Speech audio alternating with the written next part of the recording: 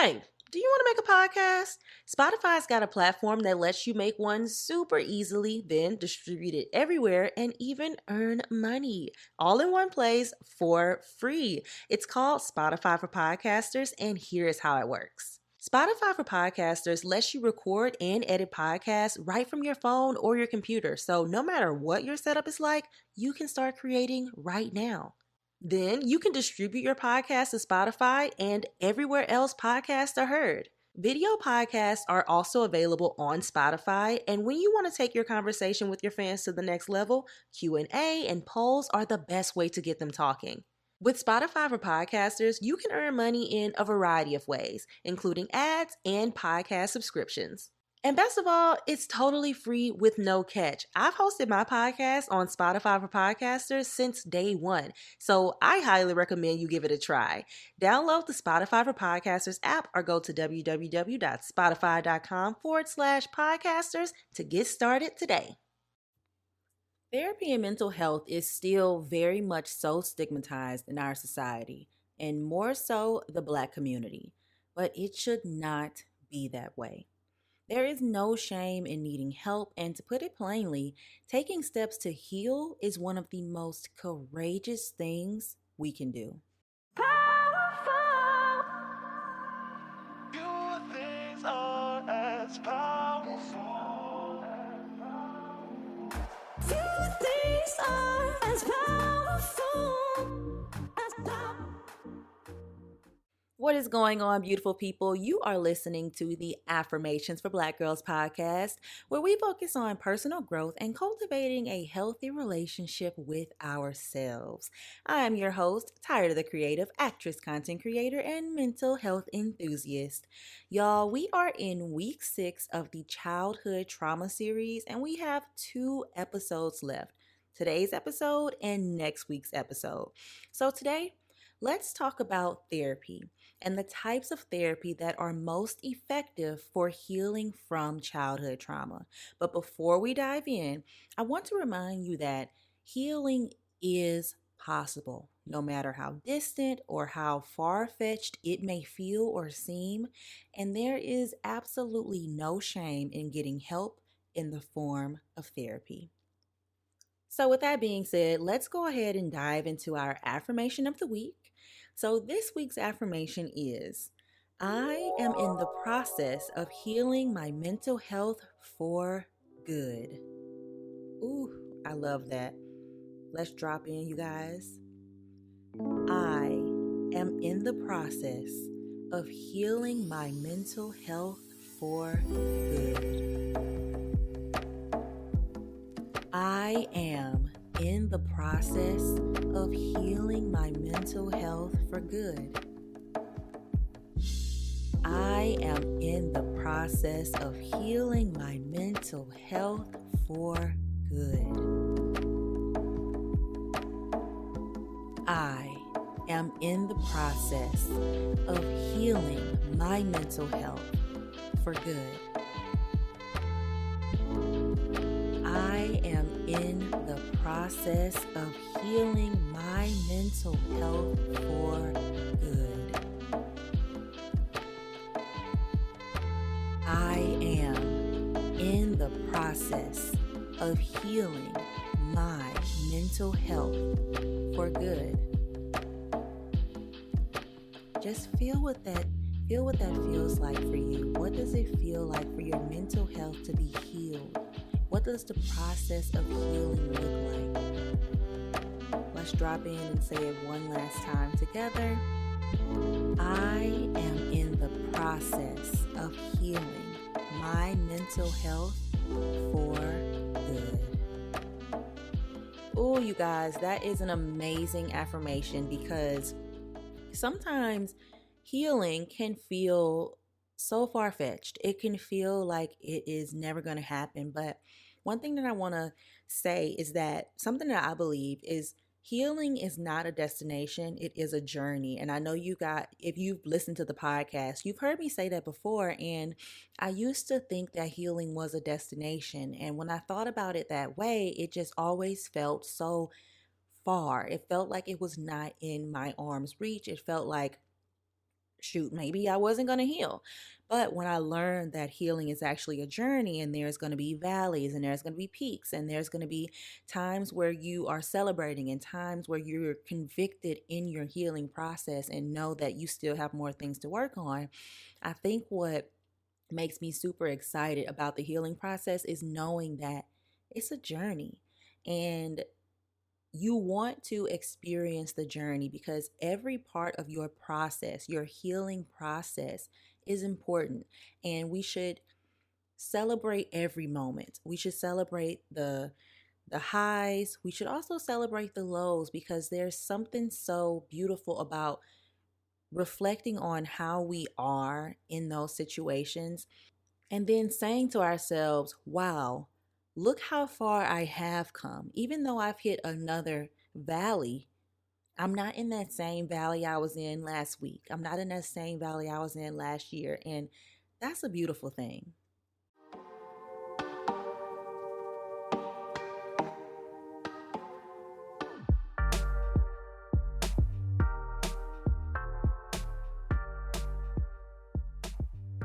So today's episode is going to be a little different. Today, I'm going to give a lot of definitions, a lot of examples, and really just be a resource for you guys who have listened to the childhood trauma series and you said, okay, Tyra, I know what childhood trauma is. I have identified where my trauma stems from, and now I am equipped with the knowledge to want to go to therapy or learn about um, you know, healing and possibly going to therapy. So, the first thing I want to talk about a little bit is mental health issues that adults who experience trauma in childhood can work on in therapy. Now, I'm going at this entire series, y'all, as an adult because I am now 28 years old and I want to look at it from that perspective because I didn't even really realize that I had childhood trauma until I was an adult. So, there are a few mental health related issues that I want to touch on, and I want to give a blanket disclaimer. I am not a doctor, I am not a therapist. I'm just a girl who is adamant about becoming the best version of herself, and I've done a little bit of my own research, and I want to emphasize a little bit. But I also want to say that this list that I'm going to give you throughout this episode is not extensive. It is just a little bit of research, and everybody's situation is different.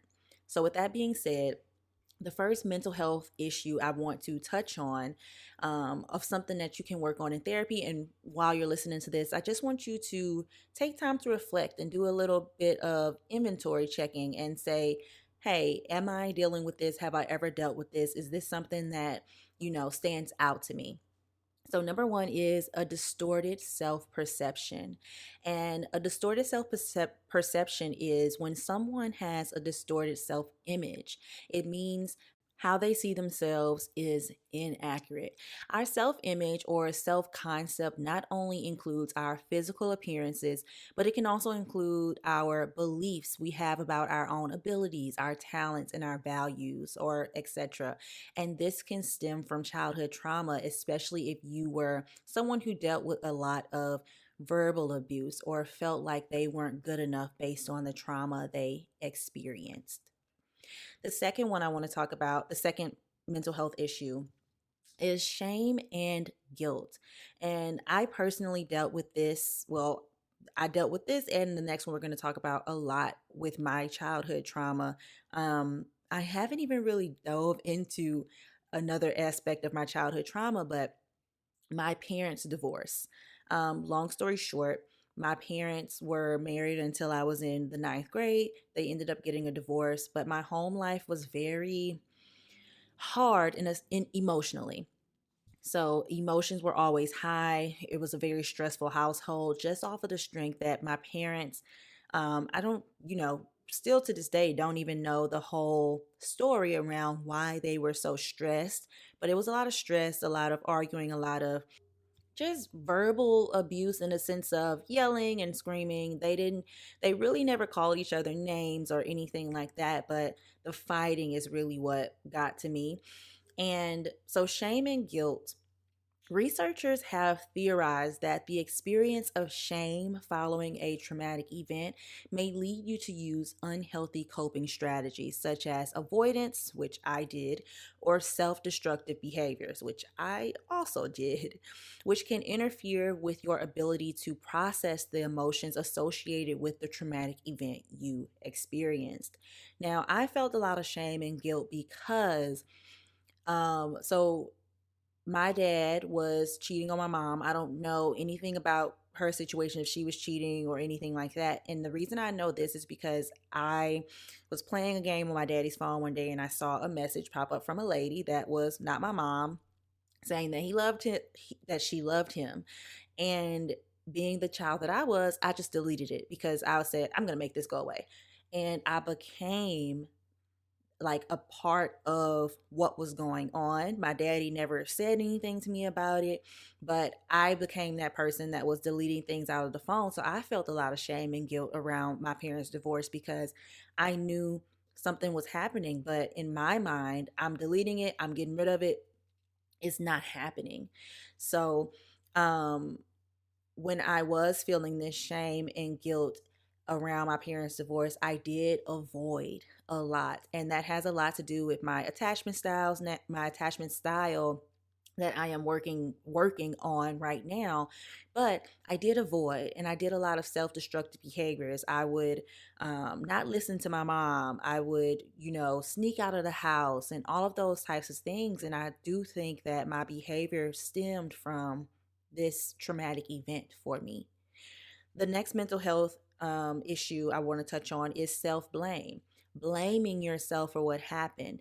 And I want to say this for anyone who has felt that it was your fault. Whatever your trauma was, whatever happened to you, whatever you experienced, it was not, is not, and never will be your fault. And I know that's easier said than done to believe that, but I'm telling you right now, it's not your fault.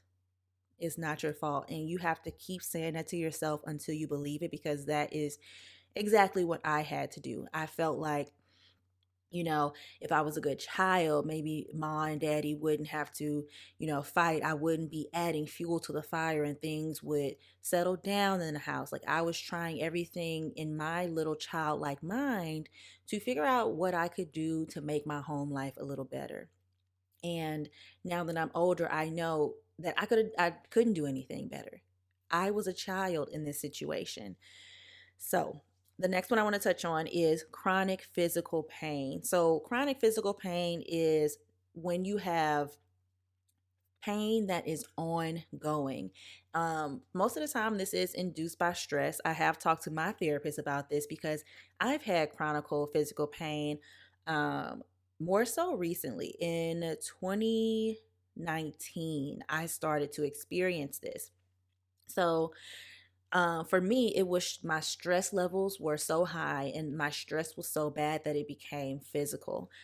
So in 2019, I went to Italy for my 25th birthday.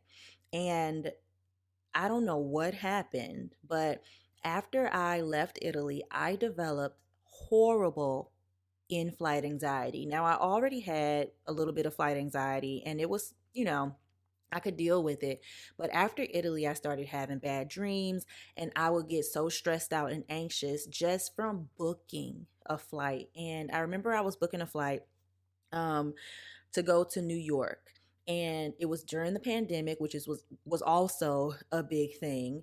So after booking this flight, I just felt like I had gotten hit by a Mack truck. I had this horrible pain in my back that would not go away. I ended up going to the chiropractor. That did not really help. And I was like, what is going on? So I ended up talking to my therapist about it, and she told me that stress can become physical. And when she told me that, I started to just make sure that I was paying attention to my stress levels in relation to how I was feeling physically, and I realized that it was 100% stress related. So From that point on, I try to put coping mechanisms in place, breathing or listening to a soothing, calm story. I absolutely love the Calm app. They have so many sleep stories, meditations, and all of that. And it really helps bring me down from a stressful place. But chronic physical pain is also, and you may have said chronic physical pain, how is that mental health related? But it's mental health related due to stress. The next mental health issue I would like to touch on is anxiety. So, we like to throw around the word anxiety, and we like to throw around a lot of words dealing with mental health, and sometimes we don't truly know the definition. So, I do want to give an actual definition to these words. So, anxiety is a feeling of fear, dread, and uneasiness. It might cause you to sweat, feel restless and tense, and have a rapid heartbeat. It can be a normal reaction to stress. Now, there is anxiety, which everyone has, but then there's chronic anxiety and stuff that we'll touch on a little later. But I wanted you guys to have the actual definition of the word anxiety because I just hear like in this day and age, we are just so desensitized to words and we just throw them out there for anything. Like it's honestly ridiculous. I was trying to think of an example, but I literally can't think of an example right now. But I'm going to give you a few symptoms of anxiety: feeling nervous or restless or tense, having a sense of impending danger, panic, or doom, having an increased heart rate, breathing rapidly like hyperventilation, sweating, trembling, feeling weak or tired, and trouble concentrating or thinking about anything other than the present worry. Now, you might be saying, okay, Tyra, well, if it's not anxiety, then what is it? You may just be nervous because there is, just nervousness that lasts for a little while, but anxiety is like nervousness times 1,000. And that's just me saying that. That's not like a clinical definition, but being nervous alone and having anxiety are two totally different things. And I want to make sure that we're able to differentiate between the two. Now let's talk about the next one, which is depression. This is okay. So back to the example I was trying to give. A lot of people will say, "Oh my God, I'm so depressed that I couldn't go to that pool party." No, you're not depressed. You are sad. You may be a little upset. You may be a little jealous, but you're not depressed. And that's what I mean by in this day and age, we just throw around words and we don't really even know the gravity of what we are saying. There are people who really experience depression, and I have been so much more cognizant about saying things like this because in society, we kind of like take on the same slang and the same, just the same slogans, and we don't really realize what we're saying because we're just all using the trendy things to say.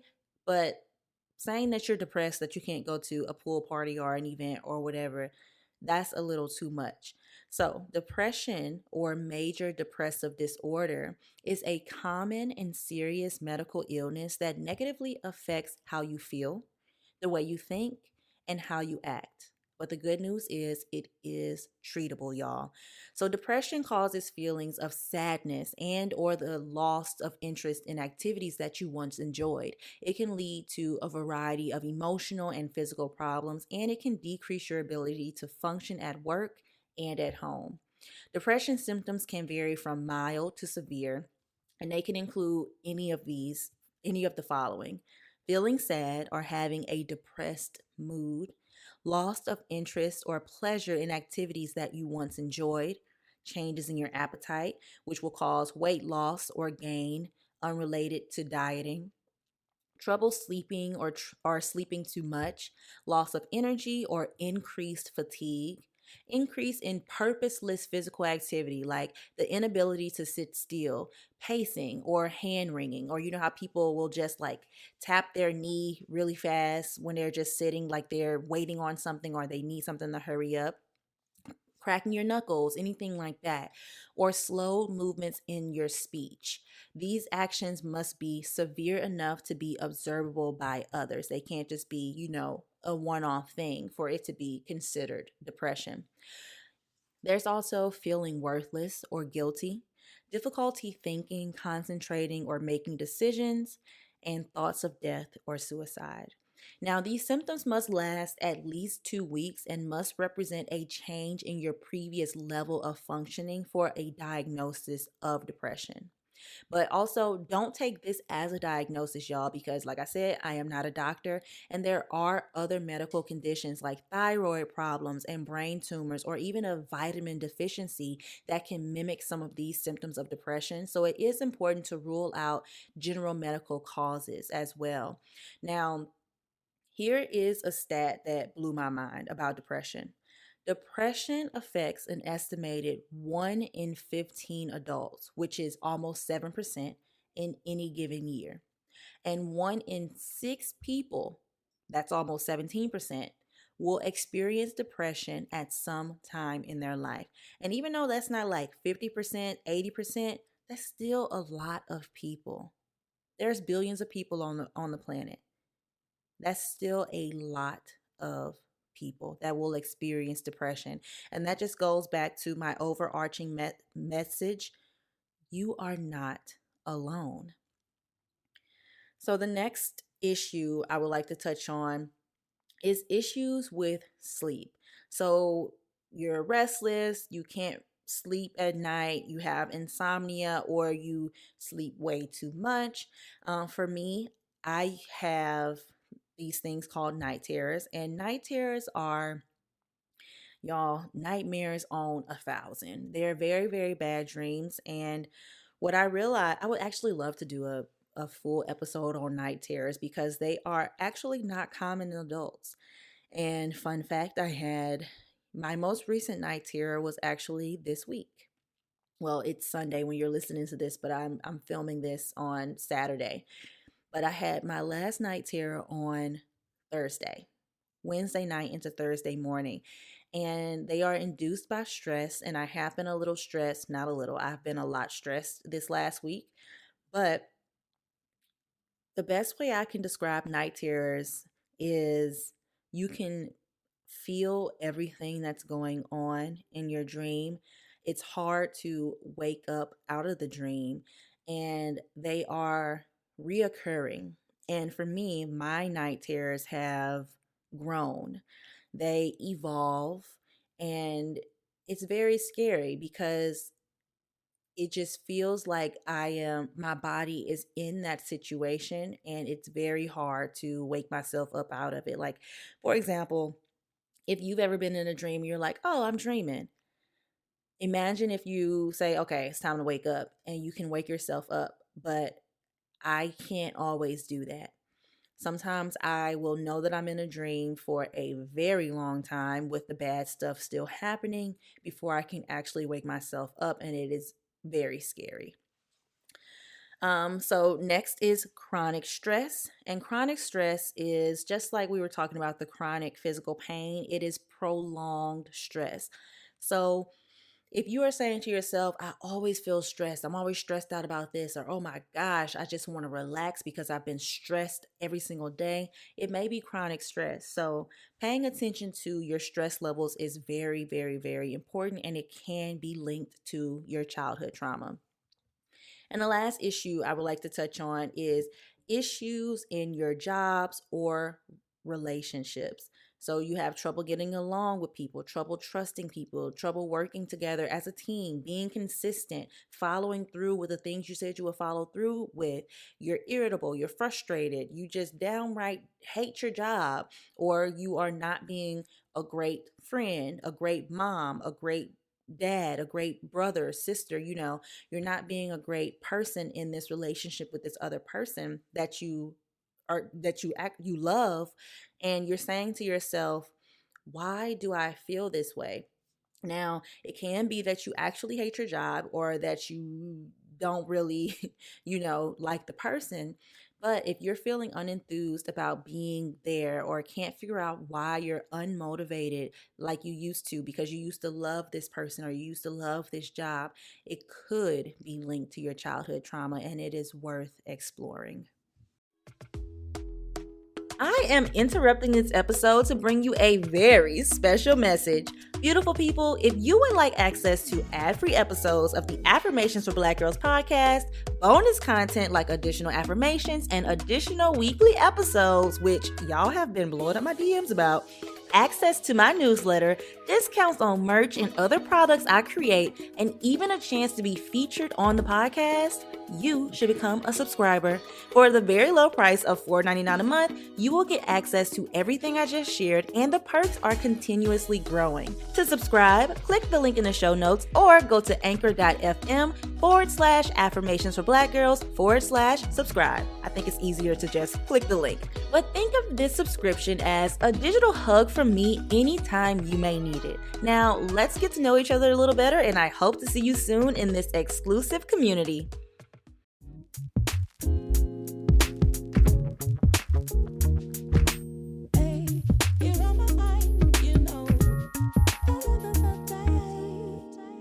So next, let's talk about some common mental illnesses and diagnosis.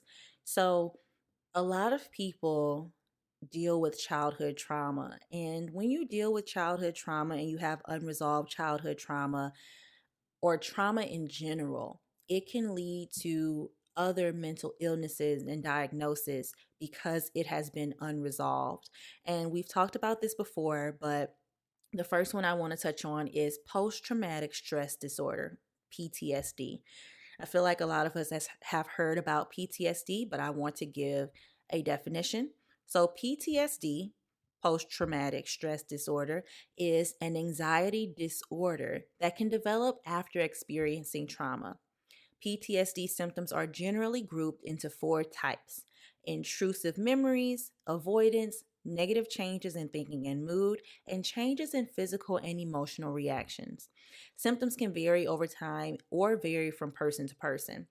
So I'll give you a couple of examples of each.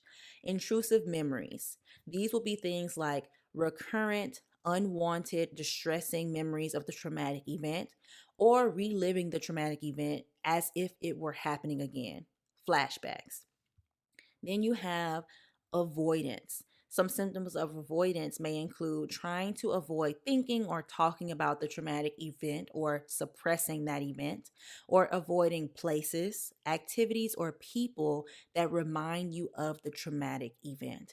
And I just want to stop here for a second because sometimes we will avoid things in life because we're like, nope, I'm better than that. Make sure that it is not related to your trauma. Are you avoiding something because deep down it scares you, deep down it triggers you, deep down it makes you feel some type of way? We need to unpack that. Don't avoid it any longer. Get some help, get a therapist, write it out in a journal, whatever you want to do, because opening that box will just lift so much stress off of your shoulders, even though it may not feel like that in the moment. It will honestly be a huge step forward for you. So the next type of symptom is negative changes in your thinking and your mood. So some symptoms of negative changes in your thinking and mood may include negative thoughts about yourself, other people, or the world, hopelessness about the future, memory problems, including not remembering important aspects of the traumatic event, and difficulty maintaining close relationships. And the last symptom, the overall grouping of symptoms that I want to touch on for PTSD, is changes in physical and emotional reactions. So, symptoms of changes in your physical and emotional reactions, which are also called arousal symptoms, may include being easily startled or frightened, always being on guard for danger. And I want to touch on this for a second. I think I've brought this up in a very early episode of my podcast, but back in 2018, I lost one of my cousins to gun violence. And he was at my grandma's house, which is where he lived. when it happened, and my great grandmother was home. She was in the same room that we lost him in, and she endured all of the gun violence that was happening. And something that I noticed about her is she definitely has PTSD, but being from the South and she's an older Black woman, she didn't believe in going to therapy. So she still hasn't been to therapy to this day. My mom, my grandparents, my aunts and uncles have, tried to encourage her to go to therapy, but she just doesn't want to do it. But I know one of her symptoms of PTSD is being easily startled or frightened. I remember, oh my gosh, this was last year. I went home for the holidays and she was sitting in the living room at my mom's house. And we live in a new house now, and there's hardwood floors.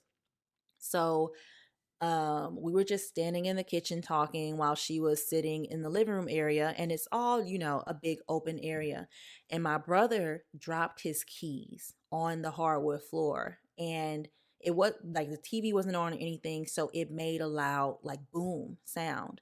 And she jumped, and she immediately started to just cry and wail, and my aunt ended up having to take her home, and I just felt so bad, and my brother apologized and all of that. But we were just like, oh my gosh, because she was just, talking to us, smiling and things like that.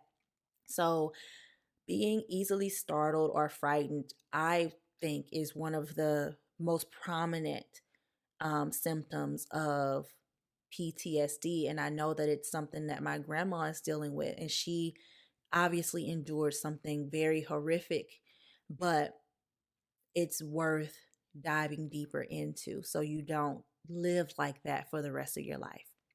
So, with that being said, the symptoms, being easily startled or frightened, always being on guard for danger.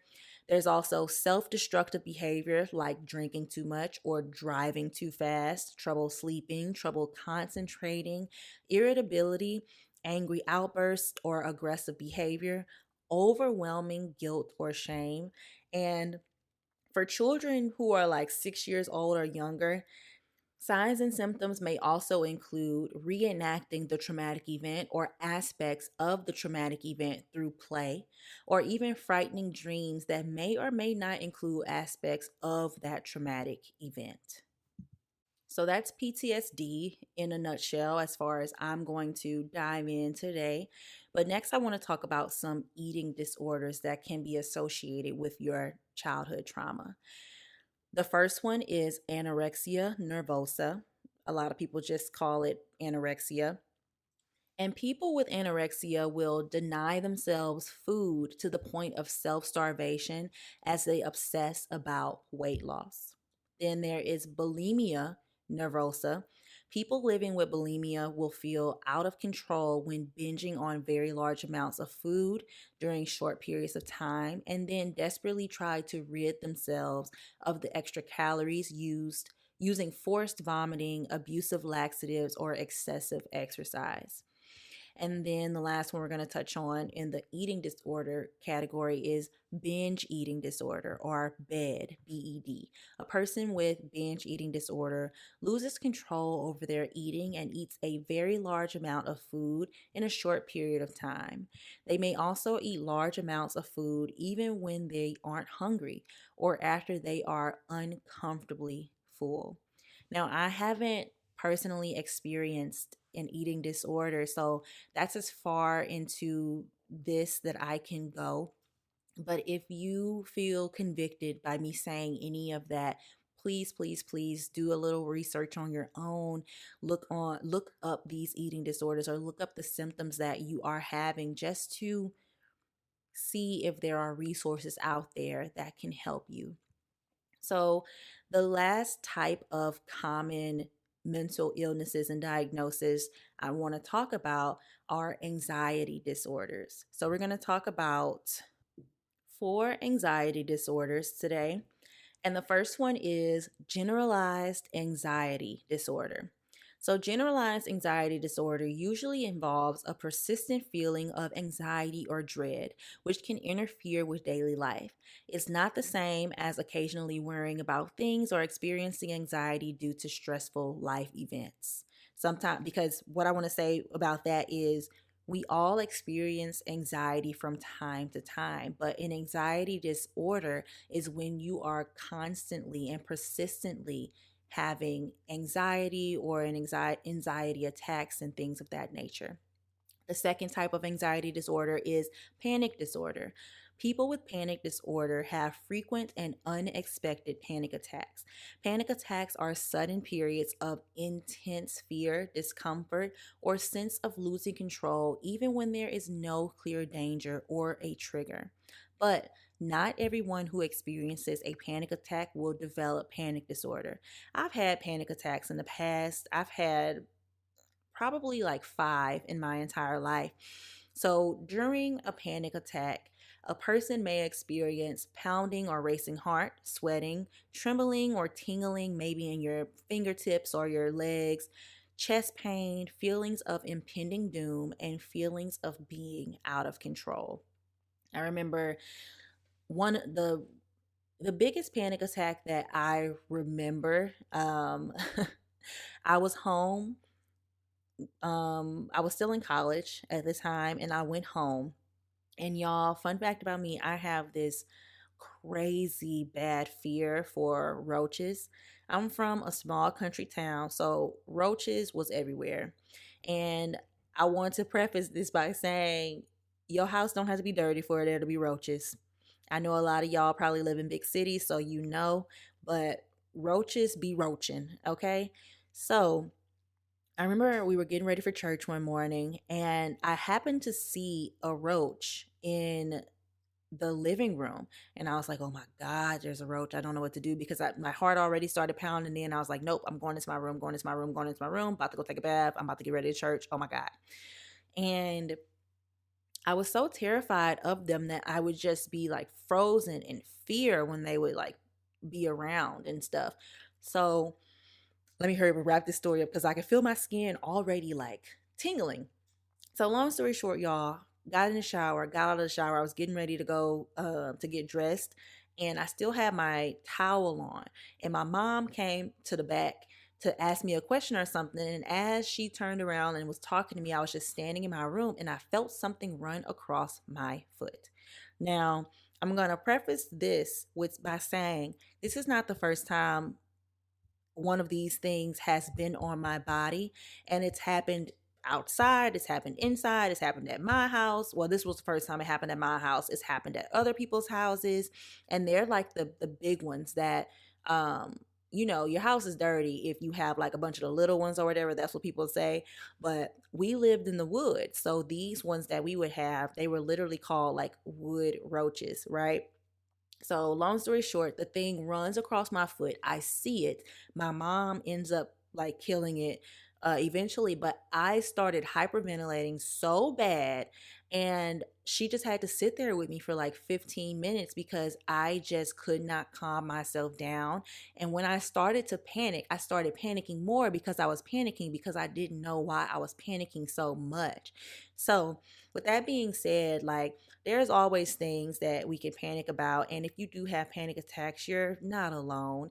And like I said, not everyone who experiences panic attacks, because all of these things that we're touching on, some of the symptoms are common, and they only become an issue or require a diagnosis when they are prolonged and persistent. So I want you to keep that in mind, because sometimes when you're on websites like WebMD, you start to become a hypochondriac and think that everything is wrong with you because of the symptoms and stuff like that. So I really want you guys to continue to take everything that I'm saying with a grain of salt, and take the things that's for you, look into it a little bit, unpack it, but things that are not for you, leave it there. Don't dive deep into it if you don't think you have, panic disorder or generalized anxiety disorder, because we all have anxiety from time to time and we all panic from time to time. Those are very normal things. Now, the next one we're going to touch on is social anxiety disorder. And I feel like we hear a lot about this, especially around the college age or school age children. But social anxiety disorder is an intense, persistent fear of being watched and judged by others. For people with social anxiety disorder, the fear of social situations may feel so intense that it seems beyond their control. For some people, this fear may get in the way of going to work, attending school, or doing everyday things. And the last one we're going to touch on is phobia related disorders. So, a phobia is an intense fear of or aversion to specific objects or situations. For example, claustrophobia is the fear of enclosed rooms or small spaces, and agoraphobia is the fear of crowded public spaces. Now, I haven't experienced either of these social anxiety or phobias.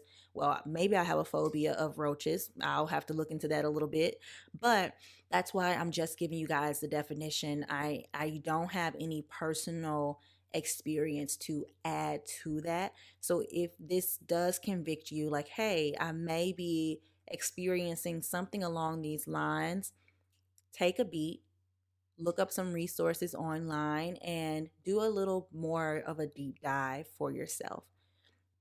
And the last two common mental illnesses and diagnoses that I want to touch on are major depressive disorder, which is clinical depression. This has to be diagnosed. We already touched on it. And then there's substance and alcohol use disorder. So people who are dealing with hard drugs and alcohol abuse and things of that nature would fall into this category. I haven't personally dealt with any of this or know people close to me that have. So if you do think, if you feel convicted about it, definitely take a second and do some more research on it.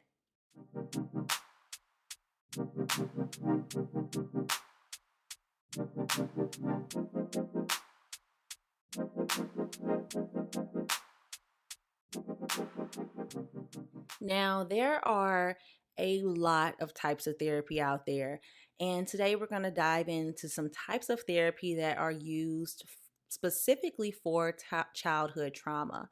So, the first one that I wanted to touch on is one that I have actually learned a lot about through therapy with BetterHelp. Since I started going to therapy, I was going to therapy through BetterHelp, and they have these groupinars where you can learn a lot about the world of therapy. So I took a few classes on cognitive processing therapy, or CPT. And cognitive processing therapy is a specific type of cognitive behavioral therapy that has been effective in reducing symptoms of PTSD that have developed after experiencing a variety of traumatic events, including child abuse, combat, rape, and natural disasters. CPT is generally delivered over 12 sessions, and it helps patients learn how to challenge and modify unhelpful beliefs related to the trauma. In doing so, the patient creates a new understanding and conceptualization of the traumatic event so that it reduces its ongoing negative effects on current life. This treatment is strongly recommended for the treatment of PTSD.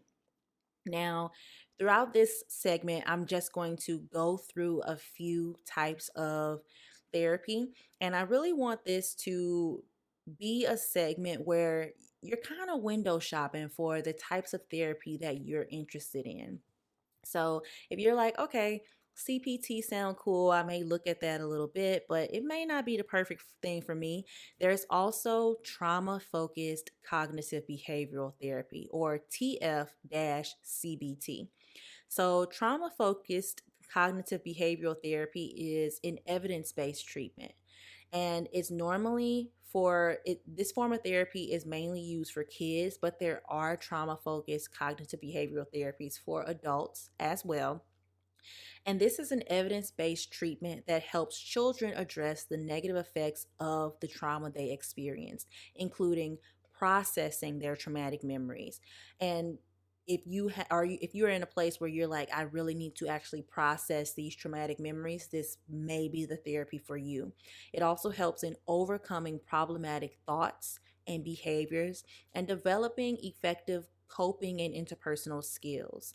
Now, if you're in a space where you feel like you're at the beginning of your healing journey with your therapy, I would highly recommend the trauma focused cognitive behavioral therapy, because it really gets into taking time to actually process the traumatic memories that you have. The next type of therapy, which I've talked about in a previous episode of the childhood trauma series, is eye movement desensitization and reprocessing, or EMDR. EMDR uses a patient's own rapid rhythmic eye movements, and these eye movements dampen the power of emotionally charged memories of past traumatic events. And this is how it works. Your therapist will move their fingers back and forth in front of your face and ask you to follow these hand motions with your eyes. At the same time, the EMDR therapist will have you recall a disturbing event or the trauma that you endured. This will include the emotions and body sensations that go along with it. And gradually, the therapist will guide you to shift your thoughts to more pleasant ones. Some therapies use alternatives to finger movements, such as hand or toe tapping, or even musical tones.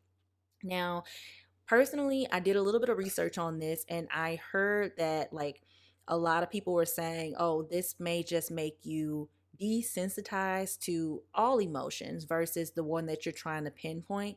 So if you are interested in this eye movement desensitization and reprocessing, please do some extensive research and truly ask your therapist, or ask other people, or maybe there's a YouTube video showing somebody's experience. Just please do your research on it, because this is still a newer type of therapy. I think when I was looking it up, it was developed in the 1980s, which was not that long ago. So do some research, but that is also an option for you. The next type of therapy that could help with your childhood trauma is exposure therapy. Exposure therapy is a technique in behavior therapy to treat anxiety disorders. Exposure therapy involves exposing the patient to the anxiety source or its context without the intention to cause any danger. Doing so is thought to help them overcome their anxiety or distress. For example, somebody who has a fear of snakes might be instructed to handle a snake, or someone with social anxiety might be instructed to give a speech in front of a small audience. The next one is group therapy, and I think if I had to suggest going to therapy for the first time, or if you didn't really want to do a one-on-one type of thing, I think group therapy is great.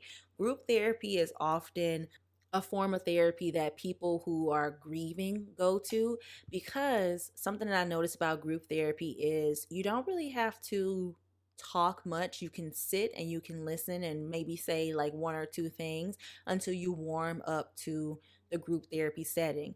But group therapy is a form of psychotherapy in which a group of patients who are all experiencing similar things, where they come together and they meet and describe and discuss their problems under the supervision of a therapist. So you do have one therapist there, but then you have a group of other people who are also in various stages of their healing process there with you as well.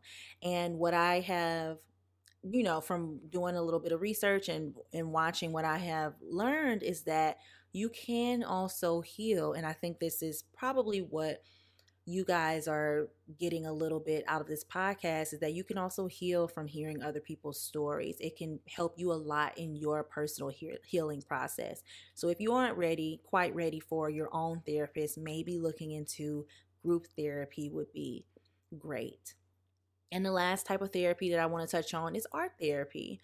Art therapy is a form of psychotherapy involving the encouragement of free self-expression through painting, drawing, or modeling. Art therapy is an effective treatment for people experiencing developmental, medical, educational, social, or psychological impairment. For example, if you can't articulate what you're feeling, it may be easier to express it through art. A key goal in art therapy is to improve or restore the client's functioning and his or her sense of personal well being.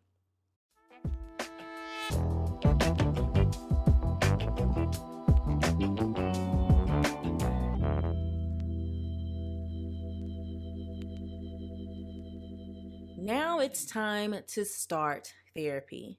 You've taken inventory and you've decided that therapy is maybe the right option for you. And if that is you, I suggest that you find a therapist who empowers you and makes you feel comfortable and safe.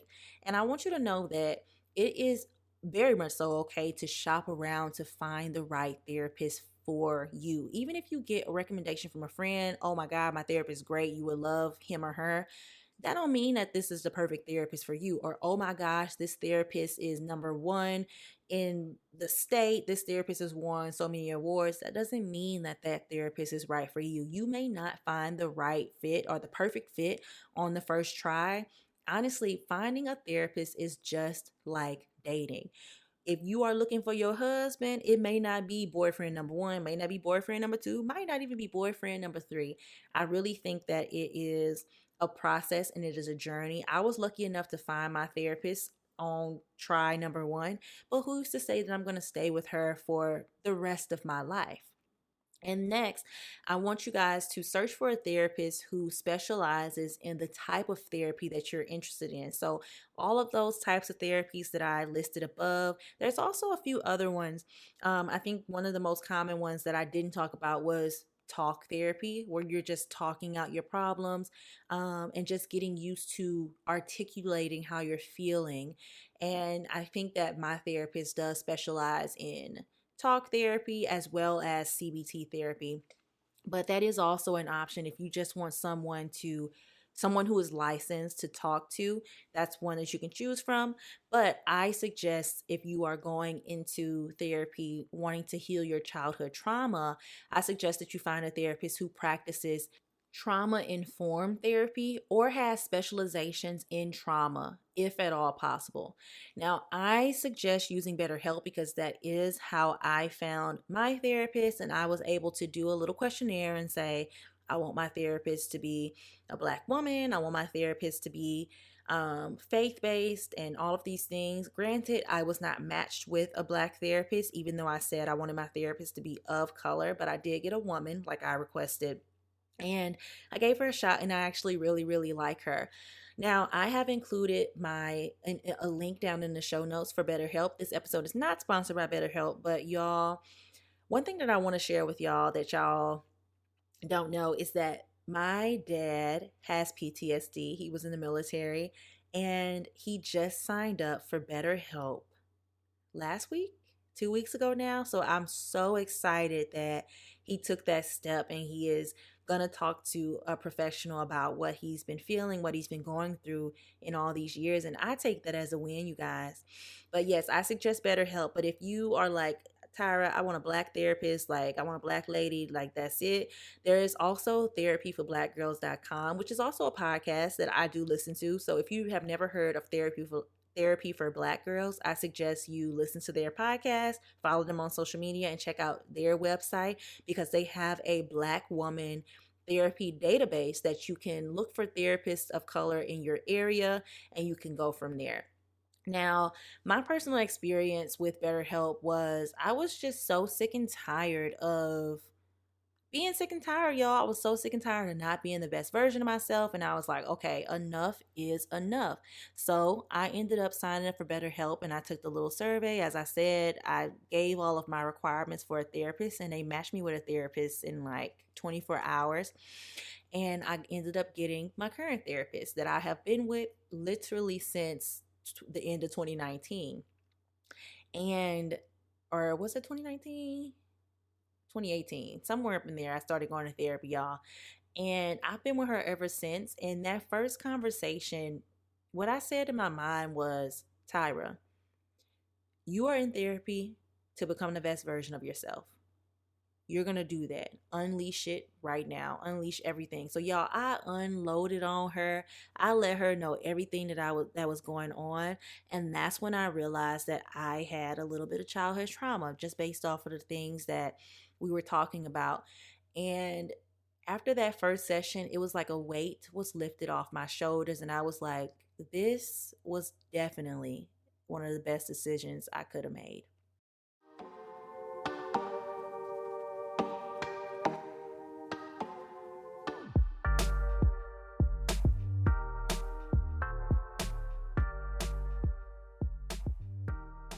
Y'all, it is never too late to start your healing process. Like our affirmation says, healing our mental health is an ongoing process. And even though it won't happen overnight, we can choose to wake up every day and do everything we can to help ourselves heal. I am a huge advocate for therapy, and I highly recommend that you all try it, especially if you're experiencing any of the symptoms or mental health issues that we talked about in today's episode. But if you're not ready for therapy, I suggest that you start with the Mindful app, which I actually did before I started going to therapy. I started with mindful apps, and my favorite one is Calm. So, in the show notes below, I have included a free 60-day guest pass for you guys. So, check that out, give it a try. I absolutely love the sleep stories. Y'all, if you've listened to the podcast, you already know I absolutely love Calm. And I also included a link down below for BetterHelp for you guys. Now, before we get out of here, I want you to pat yourself on the back because deciding to prioritize your mental health is a huge step, and it is worth celebrating.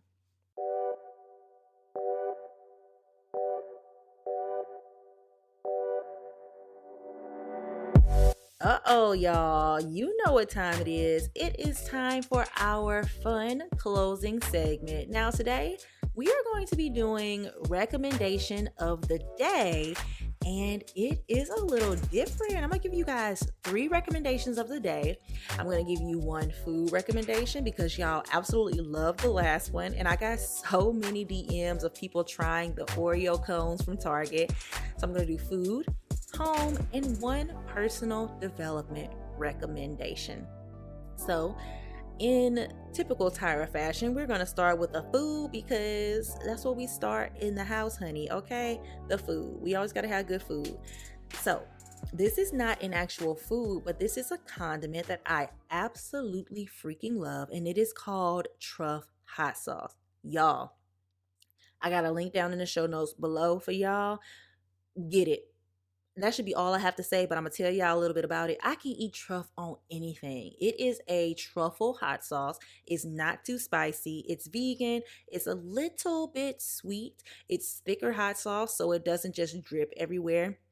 And oh my gosh, I normally eat mine on my avocado toast, or lately, y'all, I've been making custard eggs. And you might be like, ew, what is custard eggs? Y'all, it's fire. It's so good.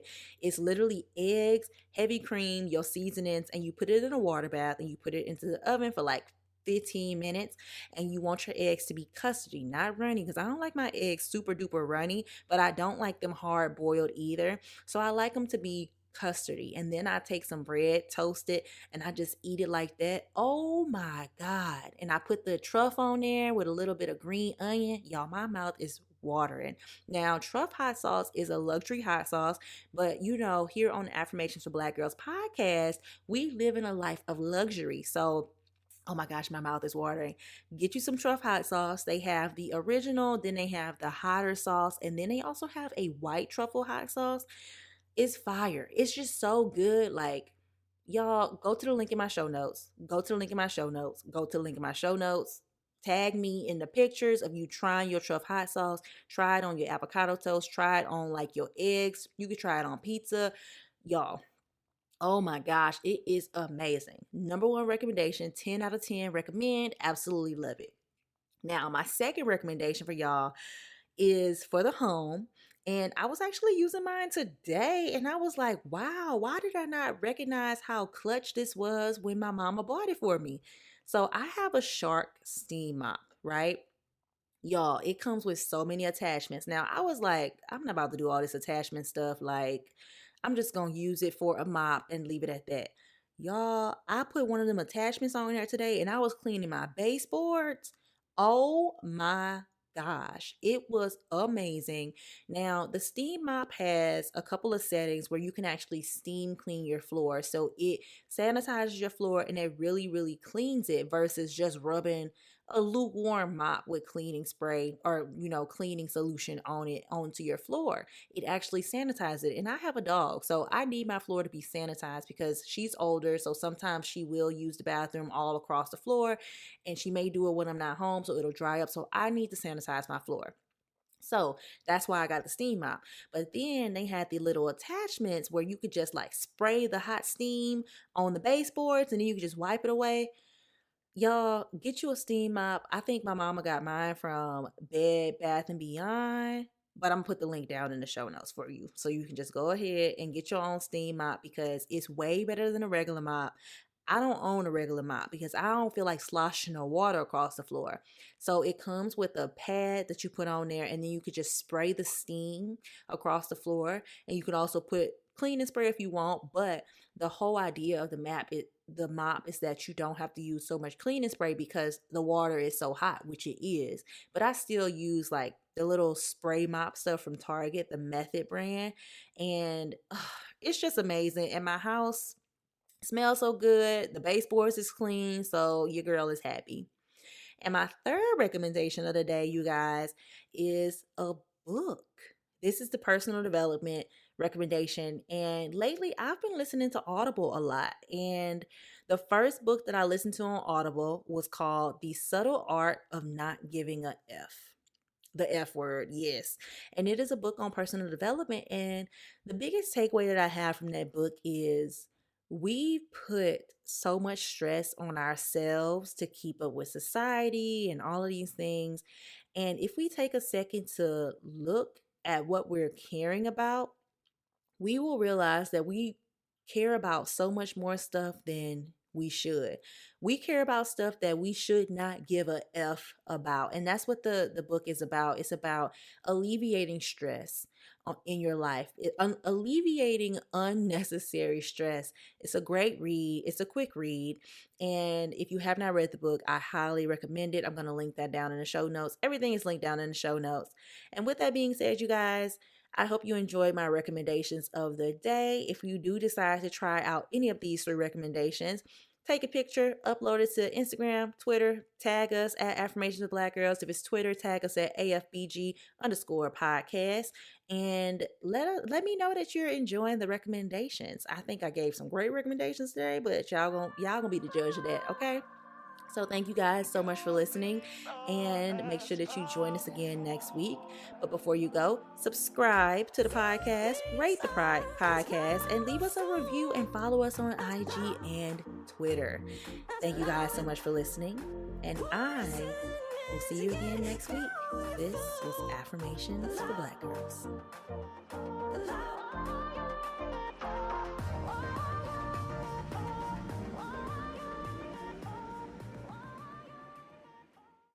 So y'all know I am all about self-care. One of my favorite self-care activities is meditation. I've been using a meditation and sleep app called Calm that I think you guys would really like. I mean, I've talked about it on the podcast a few times.